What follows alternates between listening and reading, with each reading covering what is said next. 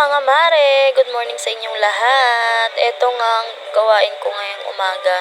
Kinuha ko na agad dyan yung rice cooker at nilinisan ko na. Tinanggal ko na dyan yung tira naming kanin kagabi para naman makapagsaing na ako ng bago para makakain na maya-maya. Naglagay nga ako dyan ng 3 gatang lamang dahil kasya na sa aming 3 yan at hinugasan ko naman ng maayos. Naglalagay pala ako ng sukamare sa sinasaing ko para hindi siya agad mapanis kasi lalong-lalo na ngayon at mainit ang panahon, madaling mapanis ang kanin.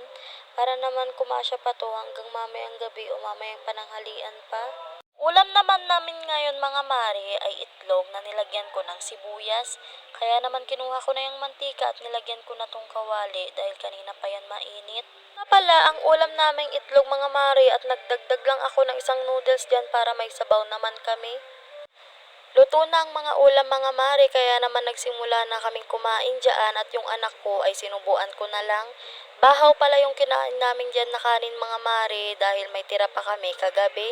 Kasi sayang din naman kung hindi namin kakainin. Kahit mamayang pananghalian na lang yung sinaing ko kanina. Kain tayo mga mare. God bless our food. Thank you Lord.